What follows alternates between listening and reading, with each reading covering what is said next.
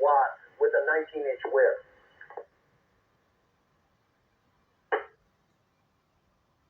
Roger, copy 4 watts on the 19-inch whip, which, if I'm doing my math correctly, would be a quarter wave. Yeah, that sounds about right. The voltage drops down and the power output will drop down as well. You know, with the battery, just the battery, you're probably working at, 12.5 volts thereabouts. And the motor running, you're doing more like 13.5 to, maybe a little under 15 volts, depending on the alternator. And that setup, I'm in my mobile, but I am moving, and this is a Yaesu FT2980. Been modified just a little bit, so right now I'm at low 2, which is about 30 watts into also a 19-inch quarter wave whip right now. I alternate between this and a 5/8 wave, but I'm going into the parking deck, got to do the quarter wave. But I think there was another station doubling with you at the beginning of your transmission there, so let's, was there another station trying to get in? K4ZTO, are you trying to jump back in? Other station, go ahead.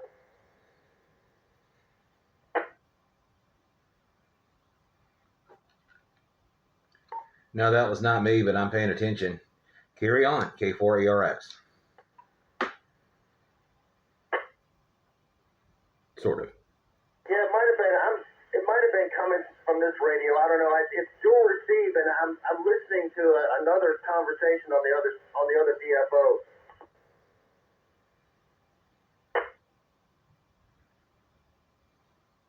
So on the dual receive, are you listening to something up on 2 meters, or are you listening to another band, or what?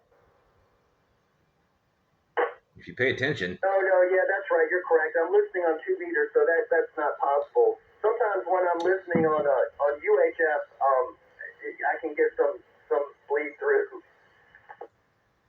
I've done that before. In fact, I do it all the time. Yeah, it just depends on the radio. KF4ZTO mobile variety. Yeah, the quarter wave is great for most applications. I really like it for a kind of quote unquote city operations, especially with the repeater, but also for simplex work.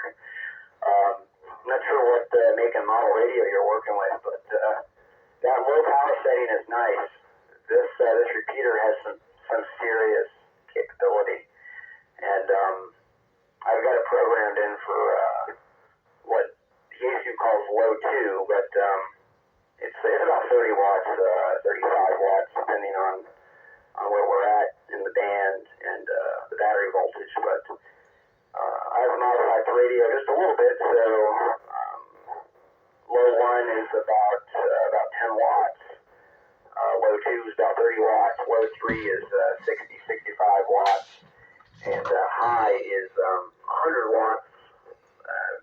Measured output is 95 to, just over 105, depending on the frequency. But those 3 output levels kind of get me where I need to be. And, that 65 watt level, especially with the 5/8 wave, usually more than enough. Yes, that sounds very good. I really would like to set this mobile up with something like that. I would like to get a battery isolator and have an auxiliary battery. I guess I'd strap it down in the back, in the back seat on the floor. And of course, new cars, it's so cramped, it's so crowded underneath the hood. I wouldn't know where to put the battery isolator, but I really need more power, because when I go up to high power on this, which is only about 20 watts, it's rated for 25, but at 12.5 volts, I'm assuming it's about 20 watts. I really need a little bit more. I really need more, and I'm been thinking about it for a long time. I don't know if I'm going to be able to accomplish that, but yeah, what you have sounds like exactly what you need.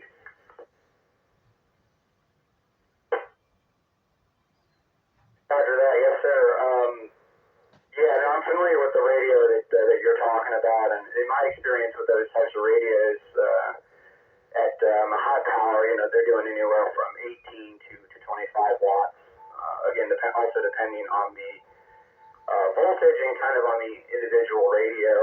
But yeah, I've got this one wired directly to the main, positive line on the car. So with the engine running, it's getting 14 and a half volts or so. The alternator on this vehicle, the voltage is pretty high, and that's how I get that high power.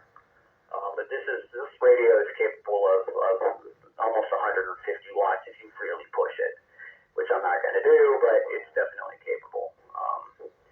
And negative line is wired directly to the chassis, so it gets the voltage and more importantly, especially at high power, the amperage that it needs. I've got several filters in line and a lot of grounding straps to kind of improve the ground plane that the vehicle provides. I'm a big proponent of that. Makes a real big difference, especially when you're kind of increasing the power a little bit. Oh yeah. I have three things I want to say. I'm probably going to forget one of them. Yes, I have a problem in this car, in this vehicle. I've got some kind of ignition noise or something. I hear it on the radio that's in the car. The FM music radio has terrible ignition noise, and I don't. And maybe that's my problem, is the grounding. The other thing is I like to operate. Unrelated, I like to operate, stationary. So if I had a lot of power, I would really want to have another battery because I wouldn't want to run down my main battery. And third, the amplifiers on VHS are so expensive. The HF amplifier is $200 and the VHF amplifier is like $700.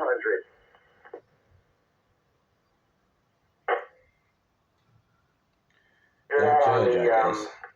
On the amplifier, I mean, at that point, if you could buy 3, 4, 5, just radios.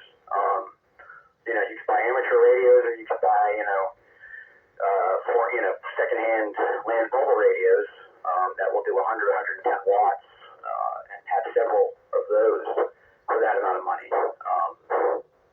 I hear you on the ignition noise. This setup has that same issue. It is really difficult to clamp down.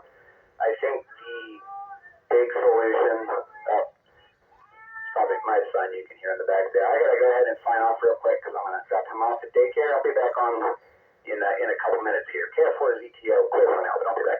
KF4ZTO out.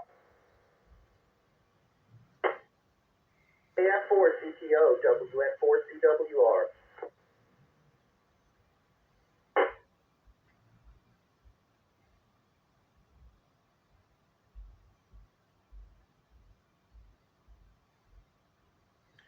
He's cleaning up some apps and uploading a video for the last conversation.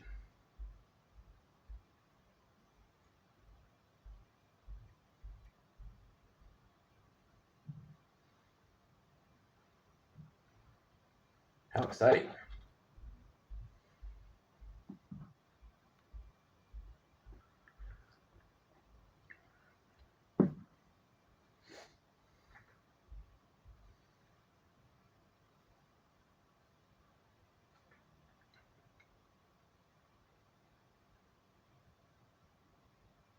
Not sure what I want to do with this video.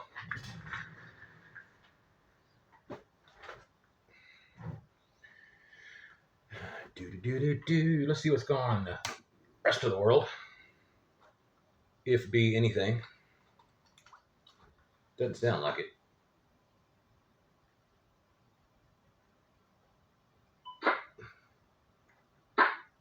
We'll do some service scans.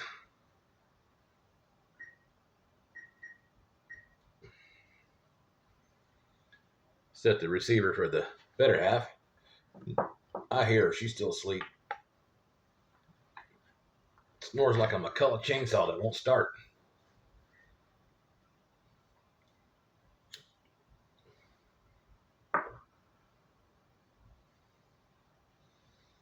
Absolutely nothing going on. The whole world is quiet.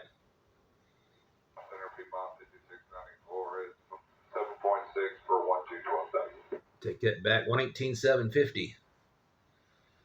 I figured I'd scan the aircraft bands for a while.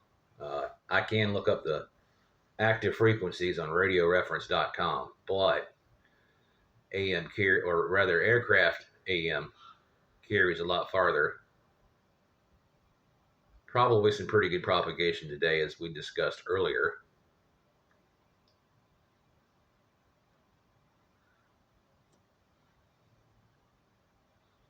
Won't be too long if it's not too inclement. The med flights will be up and around today. Scanning for that too.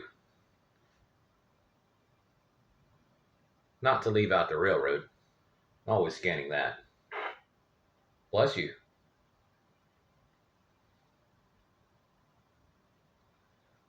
There has been some tomfoolery going on in the FRS spectrum.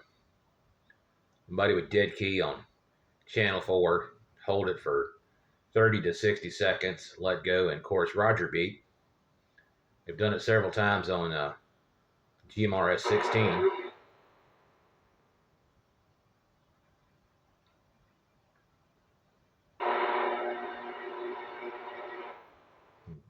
Lower the threshold on the squelch just a little bit.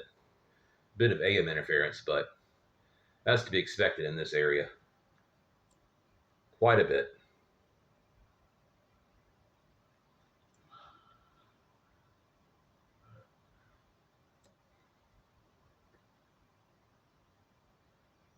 Glad I got the time to freshen up the coffee pot and the cup.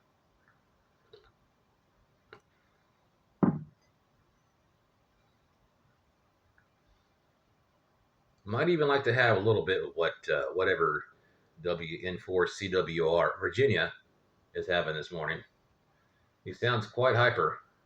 Whiskey November 4 Charlie Whiskey Romeo Kilo Foxtrot 4 Zulu Tango Oscar. You still have a frequency, sir?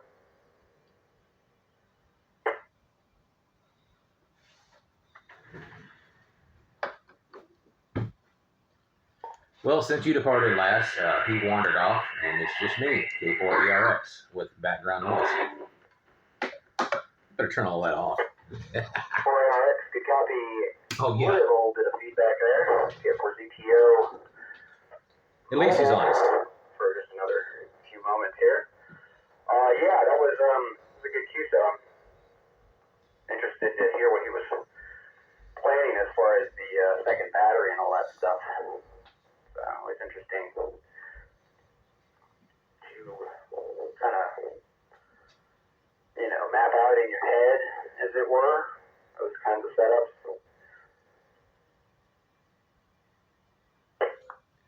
Yeah, it's good to have a plan when you do things like that, depending on your vehicle and experience. Sounds like a Ford. What are you driving today? I'm in the Chevy right now. What's wrong with a Ford?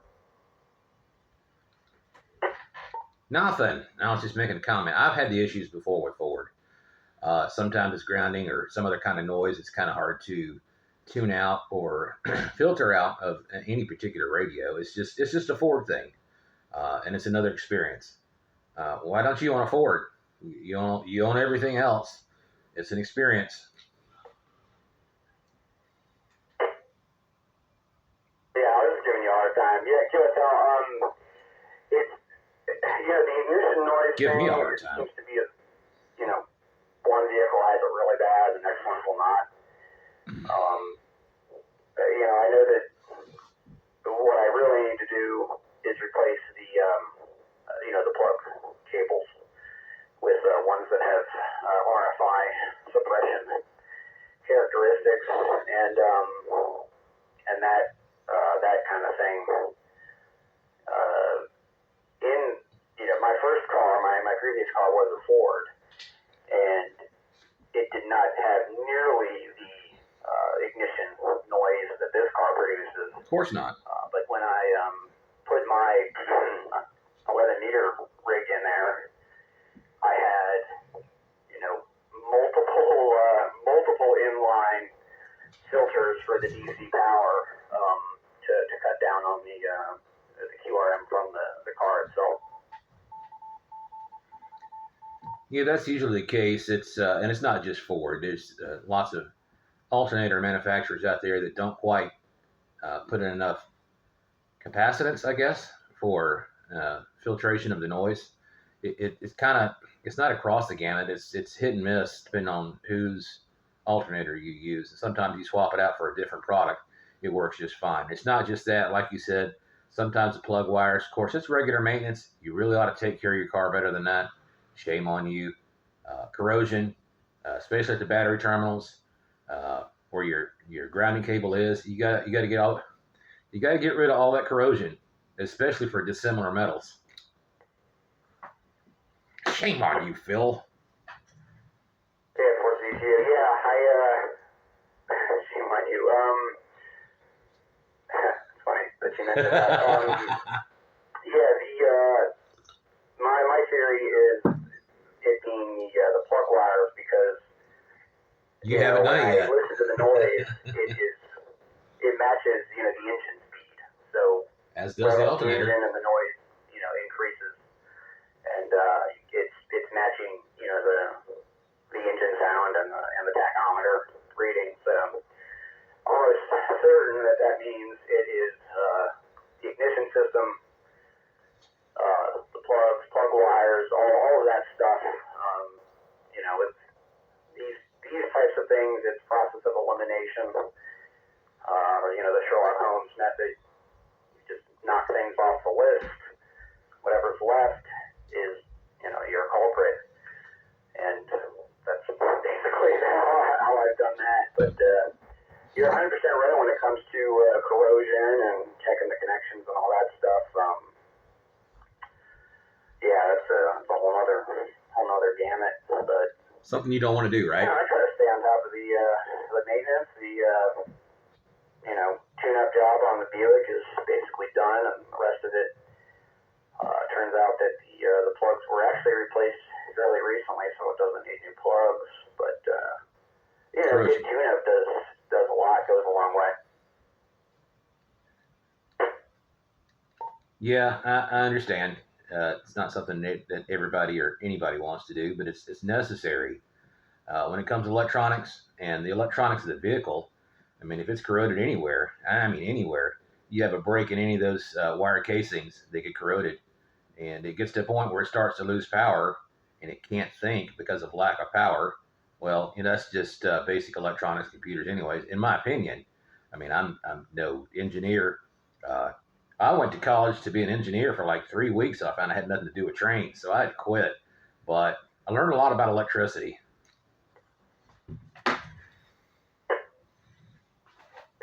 That's a different kind of engineer. You think? I'm pulling into a parking deck right now, but I'll relate a nice little parable real quick before I sign off.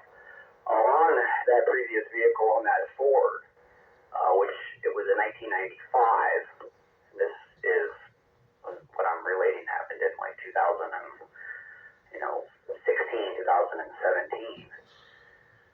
Sorry, 2014. The main wiring harness, the insulation on that, on the wires in the main wiring harness, the insulation after 20 years of Virginia summers and Virginia winters, the insulation had cracked and was starting to fall off. And it had gotten so bad that it would, there would be intermittent shorts and other issues that would come and go. And that eventually manifested itself in the car just dying on me out of the blue as I was driving down 95.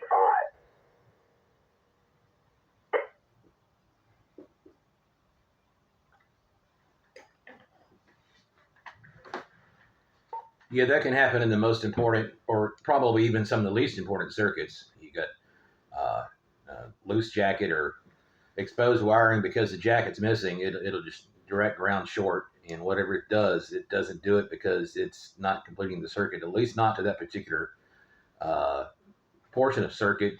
or a computer or sensor, and it just goes crazy and it says, hey, 36 codes, but we don't know which one. But yeah, it's just regular hands-on, eye-coordinated type maintenance. Just check all your wiring.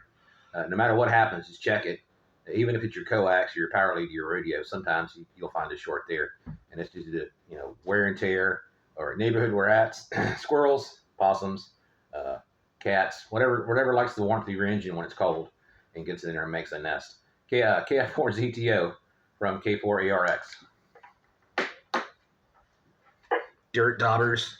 So after that, yeah, this was just, like I said, 20 years of winters and summers.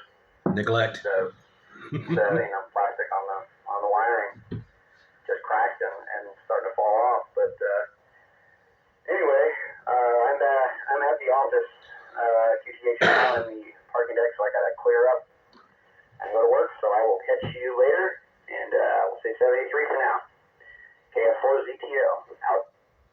All right, we'll catch you later. Still waiting on the HTX10. I think it's weather delayed, so it might be tomorrow or Friday before it gets here. Understandable. We'll get around to sideband and AM and 10 meter FM one of these days. I've got a vertical, so when it gets here, I've actually got several verticals, but we'll give it a shot and maybe some sideband one of these days. 7.3 KF4ZTO from K4ARX.